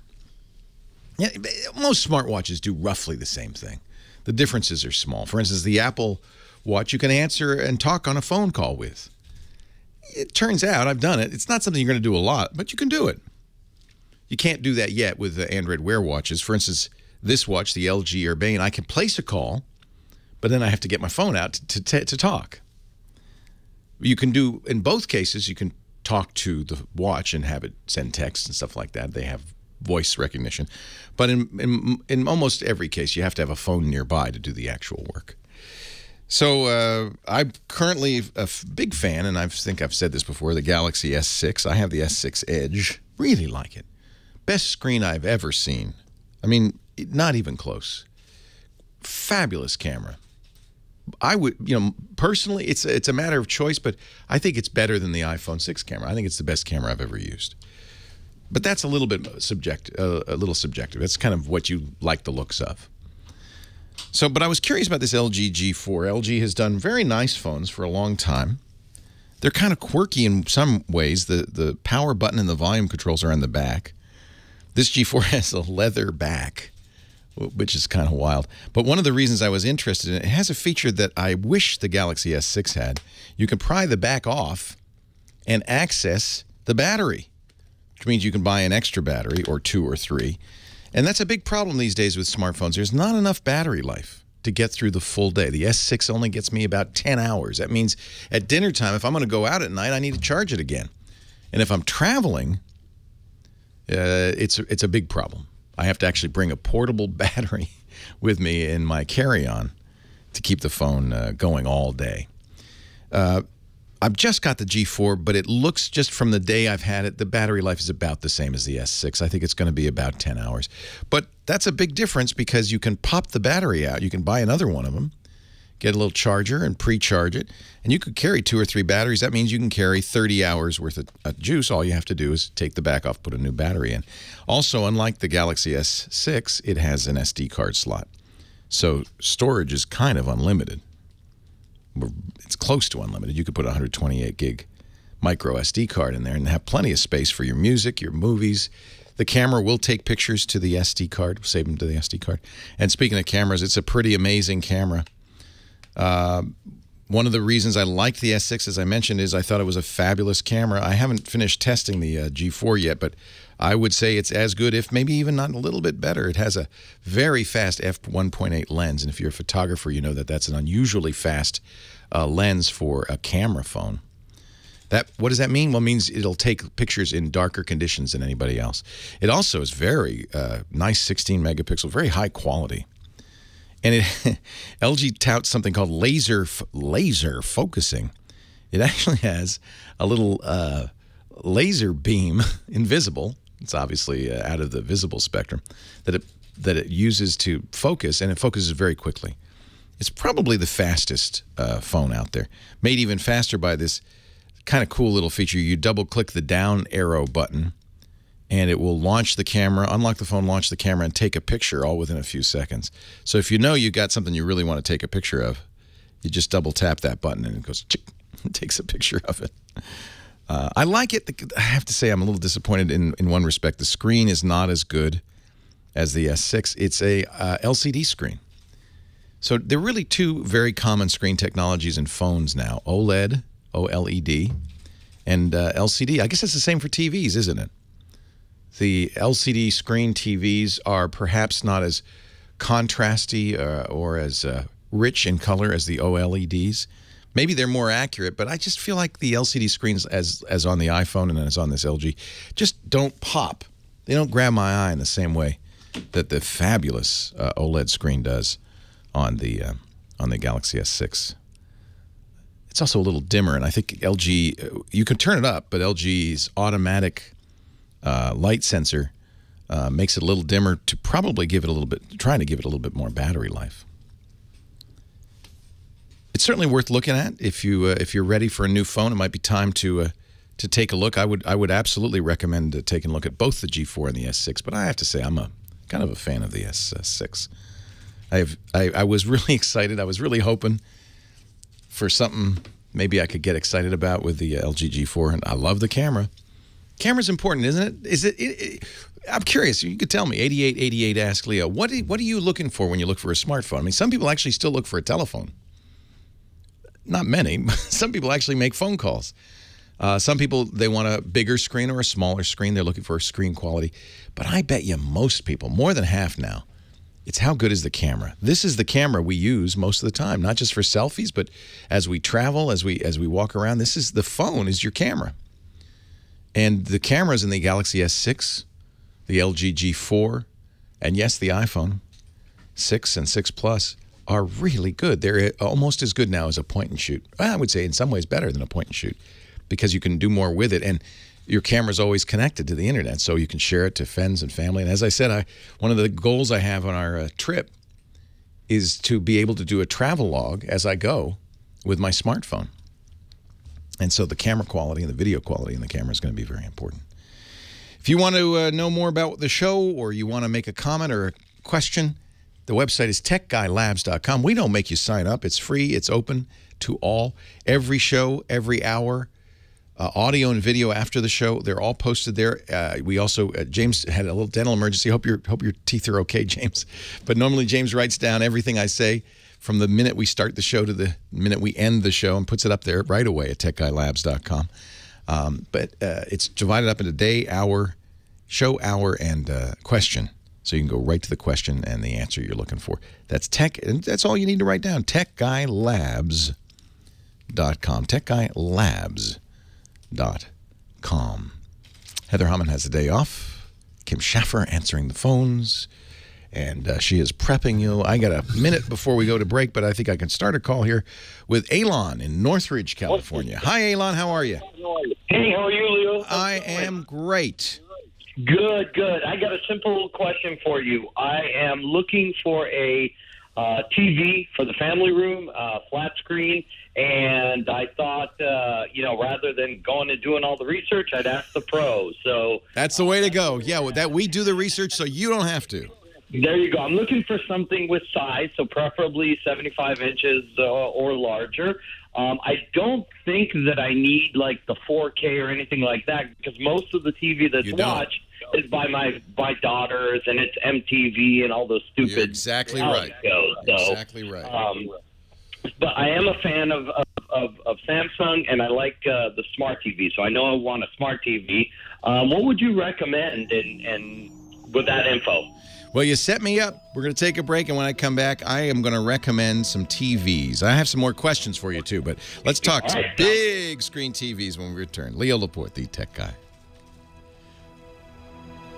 And that's Jason, who's taking pictures in here, just so you know. If you see somebody wandering, there he is. I see somebody wandering around. Leo Laporte, the tech guy, 8888 Ask Leo. That's the phone number. As I mentioned, techdiaglabs.com. We were talking before the break about getting a new TV. Alan is shopping. You want big, which is nice. I think one of the first things I tell people when they say, I want a new TV, is get it as big as you possibly can. 70 inches is good. Right. Because, first of all, people have memories of, a 32-inch set, that was giant in the old days. When it was a tube, it was. But yeah, and currently we have that the Mitsubishi. It's a flat projector. Diamond Vision, yeah. Yeah, it's huge. So you're used to big. Yeah, used to big. Size matters. You know what you're going to be blown away with, and maybe you already do know, is the brightness and the crispness of an image compared to a projection screen is amazing on a direct view screen. So Samsung is a good choice. I wouldn't hesitate to look at the high-end Vizios. Vizio's always been a kind of second-tier manufacturer, but they've really pushed performance versus price. So they're still very affordable. For instance, when we give, we gave a TV for graduation, college graduation this year, and we always give Vizios because the price performance is excellent. In my guest room, I have a Vizio. The best TVs, frankly, are not from Vizio. Maybe not. I don't know. They're pretty competitive. Scott Wilkinson, our home theater guy, says he's more and more impressed, especially with the P series, which is their performance line. You won't want to get that because that's the 4K. Every TV has smart TV now, although I like Vizio's smart TV a little bit better. Samsung's is a little funky. LG's is a little funky. Although I think, is it LG that bought WebOS? I think they're going to improve this considerably going forward. So you've looked at the Samsung. Yeah, I've looked at the Samsung, and I actually didn't know the Vizio was getting up, into the 65-inch arena, but I guess they are nowadays. Everybody is, Yeah, pretty price competitive as well. So, I just want the best bang for the buck. The largest that I can get for the best quality. And like I said, I don't know that I necessarily, my ego wants to go, okay, get the curve, get the 4 this. No, the curve the curve's silly. I have a curved OLED Samsung. Curve does nothing. So here's a Vizio P series, which is their top of the line, 70 inches, list price $2,300. That means you're going to get that for less. You go to a store, and the 70-inch M series, which is their more affordable series, $1,599. Wow. Yeah. And you would say they're comparable to the Samsung and maybe even the Sonys and some of the name brand guys. Yeah, and I actually like the smart TV features better in the Vizio. Huh, okay. Smart TV. See, I have mixed feelings about having smart TV in a TV because I use, most of the time you want to use a Roku or an Apple TV, Android TV, an external box, because those are updated faster than the TV. And also, TV manufacturers' business is TV, not software. And so often the software is less than ideal. The remotes are very complicated. So even though every TV I have is a smart TV, because you can't not get a smart TV, I often wish I could just, they'll never do this. I wish they would just make a monitor. Just like, give me a screen, and I will handle everything else. Right. But they just seem very, very convenient. I have one, a Samsung, I think it's like a 55-inch or something like that outside next to the pool, and it's just so convenient. Well, then you don't need a box, right? Pull down and all that kind of stuff. And I think I would go to a store and look. The problem is it's in the store hard to tell how good the picture is because they turn on a store mode. It's very bright. You can't. You're going to get an external sound system, I hope. Yep. Yes. Okay. So that you don't have to worry about what the sounds sound like. Yeah. No. I would not hesitate to look at the P series Vizios. Those are as good as anything. Samsung makes excellent ones. LG makes excellent ones. Sony makes excellent ones. There's not much to distinguish between them. I should ask Scott Wilkinson, and I will next week when he's on, what his current favorite is. But you could go to CNET has a roundup every year in which they pick the best TV. What's surprising everybody these days is the quality you're seeing in Vizio. Right. Because they were the big box store and all of that. Let me look at what the Wirecutter says. Wirecutter is great because what they do is they say, look, we know there's a lot of good ones. We just pick one. This is the one. Wirecutter.com. They say the best TV is the Sony X900B, but they recommend the small TV and the $500 TV. In both cases, they recommend Vizio. I am not familiar with this Sony. It's Ultra HD, and I think you hit it and nailed it. This would be the wrong time to buy an Ultra HD. The standard is set, and the new UHD standard TVs won't be out till this fall. But look at this. The Sony, the best. They say the best TV out there. It's only a 55-inch. So let me go to the 79-inch. Ooh, and see what that costs. $6,000 for 79. 65 inches is $3,595. That's not bad. Not bad for for an Ultra HD. What they say is the best TV out there. It's an LED backlit. That's what you're going to get, is LED backlit LCD probably. Amazon has that M70 70-inch Vizio for $21.98. So for $1,000 more to get the Sony. Yeah, and I think I kind of know the answer, but assuming that we go with this Vizio P, what I'm going to watch on that TV is the Lakers, and is the technology good as far as fast-paced basketball games? Yeah. So you raise a really interesting question, because LCDs traditionally are a little slower than your CRT, your old TV was, or plasmas, and so motion looks a little blurry. Lakers are going to look a little blurry. So what they do, and there's differing opinions on this, but they increase the frame rate. Now remember, the channel's not sending more frames; they double frames to do that. It's called interpolation. They look between two frames and they invent a third in the middle that is a mixture of the first and the third.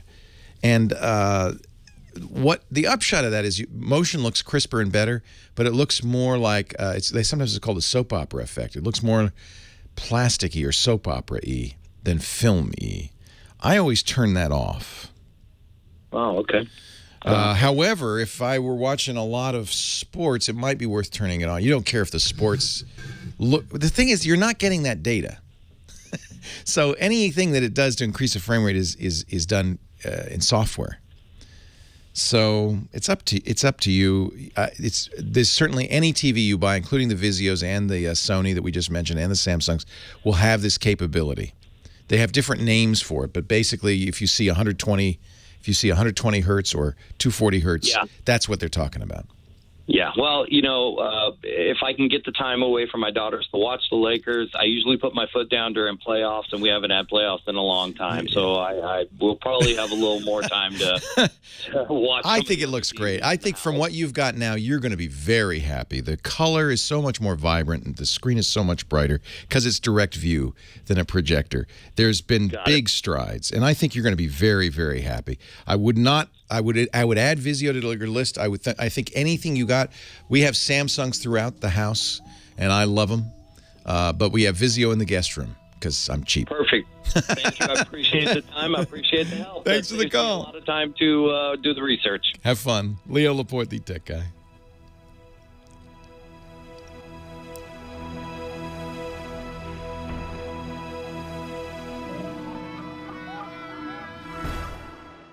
I changed my doorbell the other day. First of all, it's very easy to put a new doorbell in. It's only 2 wires. Or if you have battery, it's not even that complicated. So some people have wired doorbells. Some people have battery-driven doorbells. But I got a great new doorbell that I think you're going to really, really like. It's called Ring. And it's more than a doorbell. It's a camera. It's a security camera. It does ring nicely. But notice this camera. It's got a very wide-angle camera that gives you a great view of what's going on outside. You can see visitors, even if you're at work. You've seen me do this, right? I talk to the visitors, say, hey, what do you want? Which is great just by itself for security.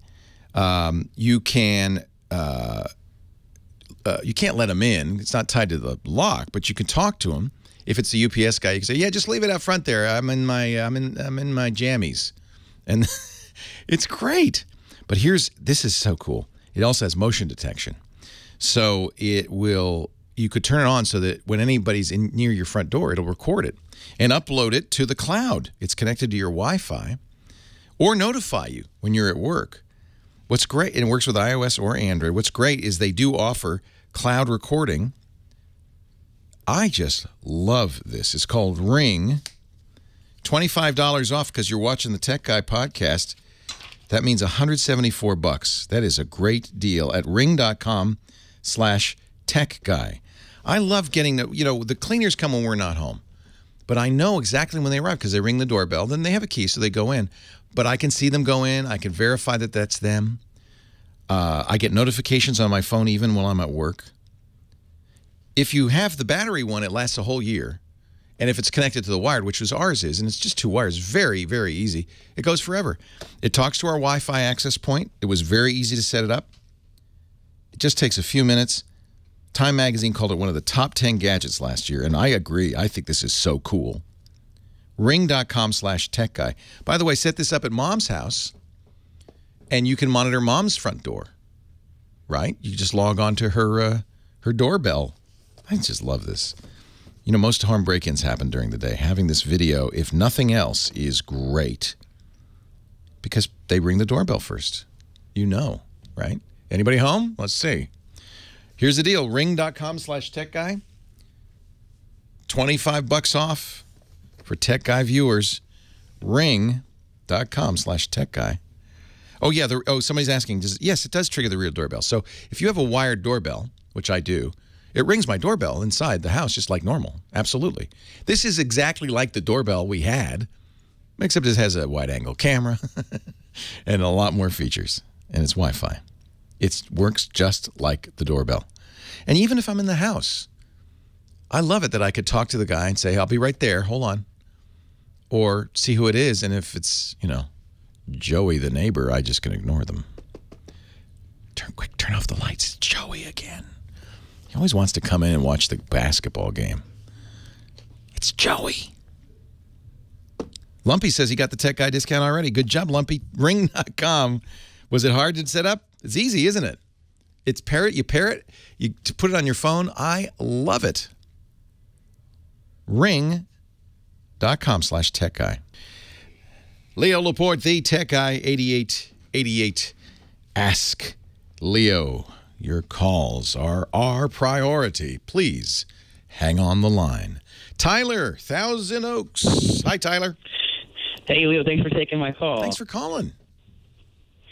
So I have a question about cable cards. I've been using a cable card for the past few years to record and watch TV with my computer because it's a lot cheaper than renting a cable box. Right. You still have to rent the cable card, so they get you, but it's cheaper. Right. Yeah, and it's better. Right. I use it in my TiVo, and it's fabulous because the TiVo now is the cable box. It's now the set-top box. Right. Yeah. But I've been using it with Windows Media Center because that's the only choice with PCs. But I know Microsoft recently said they're cutting support for Windows 10. So I was wondering, is there any kind of alternative coming besides, dual boot or something like that? Microsoft has really annoyed some of its hardest core users. But I got to tell you, they have not been working on Windows Media Center since 2009. It has not been updated in 6 years. It's pretty clunky. It's great. It was a great lean-back experience. It was so cool. It came with Windows. What a great idea. So a lot of people have turned to Kodi, K-O-D-I. That's the old XBMC, or Plex, P-L-E-X. These are programs, just like Windows Media Center, that you can run on your Windows machine. They run also on other devices. The issue really is the capture card, because that's what your cable card's going in. And protected content. So right, without the cable card, you can't see. Even your locals now are scrambled. Right, which is frustrating. But so you got to have a cable card, but you have one. So really, it's not a question so much of the software; it's a question of the hardware. And I guess what are you using? A Hauppauge card? What are you using? Yes. Yeah, Hauppauge. So you have the Hauppauge. The Hauppauge has a slot. The cable card, we should tell people, it's actually really cool. The FCC made cable companies do this. They didn't want to. And in fact, still some cable companies are so reluctant they don't tell you about it. They don't say, "Oh, would you like a cable card?" No. You have to kind of find, there's a dusty one in the back room maybe. So I actually went to the Comcast. Yeah, I went to the Comcast store. I said, "I'd like a cable card." And they, of course, they said, "Fine, yeah, no problem." I don't know why. It's easy in the store. But they're about the size of a credit card, like a thick credit card. I think they're actually one of those old PCMCIA cards. basically. So there's some software in there, and what it is it's a cable box and a card that all it really does is tell the cable company, goes back down the line and says, yeah, he's okay. He's one of us. He paid, and it knows what you paid for and all that. In fact, I got to tell you, my cable card in my TiVo does a better job than Comcast's own X1. The X1 does not know I pay for HBO for some reason, and I've called them and called them and called them, and they've never fixed it. My cable card knows. So when I want to record HBO, I do it in the den. So yeah, if you have hardware that's already working with a cable card, you probably are set. I'm sure Kodi and Plex work just fine with any of the Hauppauge products. That's the product. Well, the research I've done is that, if you have certain networks, you're just not going to get with that Windows Media. Oh, the DRM stuff. DRM stuff. Yeah. So that's an interesting question. Dexter in our chat room says Team Media Portal for Windows, Team-Media Portal. Yeah, Microsoft made a deal to support DRM. Right. And so that is something that some people will lose. I am sure that one of the reasons Microsoft discontinued Windows Media Center in Windows 10 is because they want you to buy an Xbox One. They see that as a media. Yeah, they see that as a media solution. So they haven't done it yet, but at some point they're going to offer some sort of capture solution. That's the rumor so far. Yeah, you can't watch live TV unless you're in Europe, apparently, on an Xbox One. But I think in the States they'll offer some sort of solution with it that works with a cable card. And at that point, I would expect it to work just fine with even copy-protected stuff. Right. Well, you can watch TV, but you just can't record it right now. That's the issue. You can watch, but you can't record. Right. Isn't that great? And Kodi and Plex don't record. They're really designed for you to BitTorrent stuff and watch it that way. Right. I'm looking to the chat room for help on this one because the TiVo does great. I'm very happy with that. And I kind of makes sense that Microsoft would kind of want to get out of this business, right? I don't know if Team Media Portal supports. I'm going to have to go to their website, Team-Media Portal, and see if it supports recording copy-protected content. That's the kind of thing that you got to go as a company to the creators of this content and make a deal. And Microsoft's big enough to do that, right? Plex and Kodi, they're not. Right. Well, what I've read from Microsoft is that there's not enough of an audience to be worth it at this point. Not true, obviously.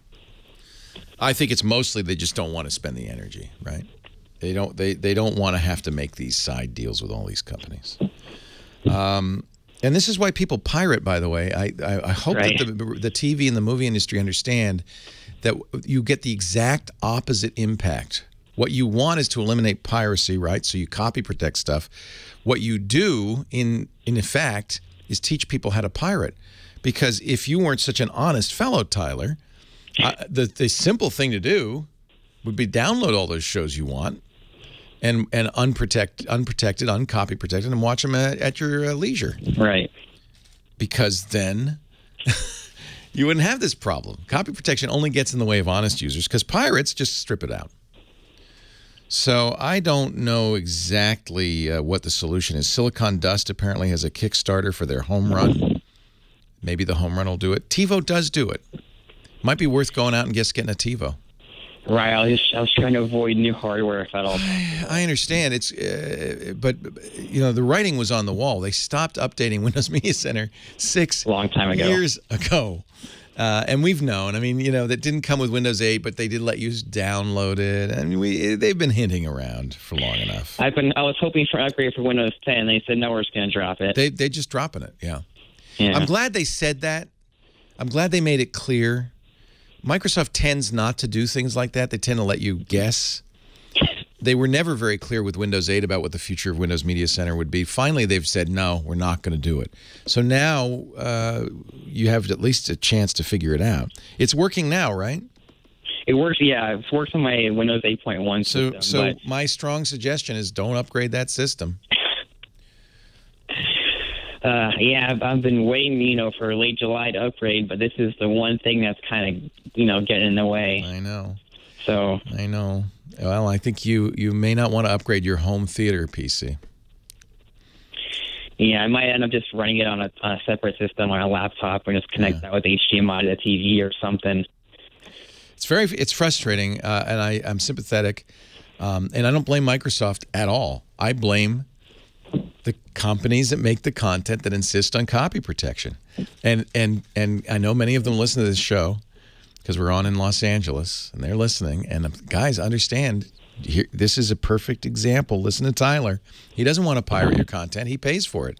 He wants to continue to pay for it. He wants to be able to record it so he can watch it like a DVR. He doesn't want to use the cable company's DVR. And you're basically saying to him, sorry, Tyler, you have to pirate it. That's not the right message, is it? That is not the right message. Make this work. Make this work. Copy protection is a terrible idea. The game industry learned it. The music industry learned it, but for some reason, television and movie industry still doesn't get it. It does not work. So, Tyler, don't upgrade. That's the best answer at this point. And if you don't want to get new hardware, do not upgrade. Stay with Windows 8. And I wonder if Microsoft might even down the road, what could they do? I mean, it doesn't require any connection to Microsoft, does it? No. Windows Media Center? Yeah. I mean, you don't have to go to a Microsoft server. If you did, I would say that will be discontinued too at some point. Stick with Windows 8.1, and we'll keep looking for a solution. I think TiVo's a good one. I love my TiVo, and there are other companies that Channel Master, Home Run, that are trying to do this kind of thing. Leo Laporte, the tech guy. Leo Laporte, the tech guy. 8888 Ask Leo. That's the phone number. We were just talking, Dick and I, about Manhattan Hedge. Oh, let me introduce Dick. Dick DeBartolo is here. He's Mad Magazine's maddest writer. What? He's here? He's in the studio. Oh. That's incredible. Oh, wow. He's Mad Magazine's great something writer, maddest writer. Yeah. He is the Gizwiz on this show. He brings his gadgets and shows us his gadgets and this hysterical stuff. But many people don't know this. He is a lifelong New Yorker. He's actually never left the island of Manhattan ever. Well, not quite. Where have you been? My entire life movement was across the Brooklyn Bridge. Oh, that was it. Okay, you started in 20 Brooklyn. years in Brooklyn. Okay, good. He was and the rest here. He was founded in Brooklyn, but then moved the enterprise to Disneyland in Manhattan, and ever since hasn't left the island. That is correct. Actually, you get in a boat and you go around the island, but you never. Yes. No, I never. New never Jersey, lose sight forget of it. That's. As long as I can see Manhattan from where I am, I'm comfortable. So you're going out tonight to do Manhattan Henge. Yup. It's the 4 times a year when the sun aligns with the cross streets in Manhattan. And tonight it's going to line up with the Upper West Side cross streets. So wow. Do you think when Sir Eldridge Manhattan designed the city, he knew that and he made it that way? I think so. Yeah. There's no other reason why the streets go this way. I mean, it's perfect. It's perfect. It's perfect. Yeah. Also, before air conditioning, it was designed so that all the people on the east and west side would open their windows for cross ventilation. Perfect. Just goes right through. Right through the island. Oh, that's great. Now, New Jersey doesn't like it too much. No, because all the exhaust there. But they send stuff back, so it's fair. A lot of stuff. I never even heard of Manhattan Henge. This is the first I've heard of it. Dennis knew about it. I learned about it about 2 days ago. And Dennis said, wow, we have to go out. I'm not so weird then. I mean, here you are. You spent your whole life in Manhattan. No, you are weird, but this just doesn't add to it. Manhattan Henge. This happens. I think probably no one would know about this if it weren't for social media. Right? You're absolutely right. Yeah. Yeah. Is there no Petaluma Henge? There's no Petaluma. There might be, but nobody's got. If there's not a hashtag, does it exist? I think not. No. What did you bring? What did you bring us this week? Well, the company you like to putter around with tools. So I know you know the company Leatherman, right? Yes, I do, Dick. Okay. No, the other Leatherman. Oh, that one. Yes. That one. There's no chaps with this one. Okay. No chap. Well, you can if you want. Yeah. But no, I love the only what really put a damper on my Leatherman love is the TSA. You cannot bring these things on an airplane. So I have to be careful because I don't want to, accidentally lose my Leatherman. All right. Well, now they have something new that you don't have, and in the ad they show a guy going on a plane with it. You can take it on a plane? Wait a minute. It's a totally different tool. It's called the Leatherman Tread. I think I know where you're going with this. This is 25 tools on a bracelet, and I saw it at the hardware show. I might add a very manly bracelet. Yeah, I don't. Well, some women might want to wear this. I don't know. Yeah, they might. And there are hex wrenches and box wrenches, a bottle opener. If you're a scuba diver, there's an air tank wrench, and it's totally wearable. And you take it off, and you fold it to the tool you want. And then the rest of the bracelet is kind of the handle of the, we see a guy going aboard an aircraft. Yeah, there he is, getting on a plane. There's a guy showing PowerPoint presentations. It's for work or play. But really, how good a tool could it be? Well, just if it was some crazy company, I would think they were nuts. It's true. But just knowing Leatherman, I'm thinking, first of all, it's very expensive. Do you know any idea what the price is? $100? How much? 150. That's not, but people are spending $17,000 for a wristwatch. $150 sounds like nothing. Right. And if you want it with the diamond black finish, it's $200. Look, watch is optional. The watch is coming in September. A lot of the links are removable, so you can customize it. You can leave home tools you think you'll never use.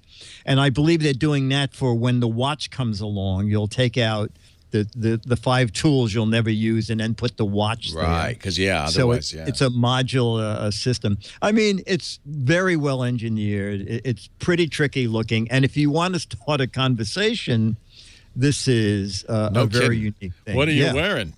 What, the Apple Watch? Wait, I'll fix your Apple Watch. Let me do. They call it the Tread. They should call it the Leatherman MacGyver. That would be good. Maybe they couldn't get the licensing for that. That is really interesting. And $150. Is it in stores the now? Silver version. No, coming in August, and the watch version they said will be in the fall. They didn't have a price on the watch version. Did you? But 150 in silver. When you saw it, did they disassemble it and show you how the tool is? No, but the guy folded it up for me and showed me how you would use it as a tool, and I thought that was impressive, as opposed to trying to use one little link. When you fold the whole thing together with the tool you want at the bottom, it just works. The rest of the bracelet is a handle for it, so it's pretty neat. 29 different tools, including a SIM card remover for your phone. Now that I would just take off all the links and just put that on. And there you go. Fall right there off. you go. There you go. You have to have enough links to actually stay on your wrist. Wear. Yes, you do. You have to do that. There isn't. There's Gerber and there's Leatherman. It's like two different camps, like your Mac or PC. There's some people like their Gerber tool, some people like their Leatherman tool. Yeah, and Leatherman tools, just in general, like those multi-tools, they're like $80 and $90. Oh yeah. So no, that's why I'm actually kind of surprised. That does not seem so expensive. Yeah. Is it comfortable? Did you try it on? It feels like it would. I didn't try. I just said to the guy, he was showing me how to use the tools, and I just said, can I feel it for weight? And it's certainly no more than a watch, even though it's stainless You'd steel. Think it might be heavy. I want it to be heavy. Yeah, I want to have to bear. You could get the 25-pound weight link. That's what I need. And then one arm would be so buff. Yeah, the fitness link you want. You'd look like Popeye on your left arm, and the right arm would just be a little skinny old thing. What a defense device this would be. Yeah, stop bullets. Damn. It's like Wonder Woman's bracelet. You'll find Dick at gizwiz.biz. That's his website. When you get there, by the way, play the What the Heck Is It contest, because that's a lot of fun, and a chance to win an autographed copy of Mad Magazine. The stuff he mentions on this show, you just follow the Gizwiz on the Tech Guy. But you do a lot of other shows. I know you just did a new show, which is great. Was it a podcast? Yeah. Radio show. The podcast. I'm doing a radio. I'm doing. Oh no, that was WGN. They were celebrating Chicago. 30 years. Chicago. This guy. Yeah. Chicago. And this guy I've been on many times. Nick DiGilio. That's it. And That's it what I was. saw. It was great. Because he was saying how nervous he was the first time I was a guest because this is like his third week in radio, and I'm thinking, you're nervous about me? What are you kidding? No. And then Nick I says- do a show with Chad. And now, if you want to watch the Giz Wiz, you can do that every week at patreon.com/GizWiz or gizwiz.tv. In fact, go there right You now. have an incredible memory. No, I have it on a blue card here. I'm like Oh, Regis. Remember when you used to do Live with Regis and Kathy Yes, Lee? yes. Did he put your name on a card on top of the camera just so he'd remember your name? Or You was know it what? just He me? did- He might have been just you. Well, I had been on monthly for 5 years. I think it was if he just didn't me. know- if he didn't know by then. I think it was just right. me. Right. Thank No, you, Regis Dickie D. impressed me once. I was walking into an event, and he was at the podium. And he just said, "Oh, Dick DiBartolo just walked in." I thought, "Whoa!" Wow. There was no card or anything? No. Wow. No. Well, my claim to fame is once when I walked in the door, Kelly Ripa said, "My immortal love." And I thought, she must mistake me for someone else. Wow. But that was it. Thank you so much, Dickie D. Thank you, everybody. We'll see you next time. Hang on. We're going to keep taking calls if you want at 8888 Ask Leo. Leo Laporte, the Tech Guy. Well, that's it for the Tech Guy Show for today. I'm Leo Laporte. Thank you so much for joining us. Don't forget, the Tech Guy is just the tip of the iceberg. We do nearly 30 shows now on the Twit Netcast Network, and you'll find them all at twit.tv. We talk about Windows on Windows Weekly, Macintosh on Mac Break Weekly, iPad on iPad Today. You get your daily dose of tech news from Tech News Today, and our weekly roundtable show, This Week in Tech. It's all at twit.tv. And I'll be back next time with another great Tech Guy podcast. Thanks for joining me. See you next time.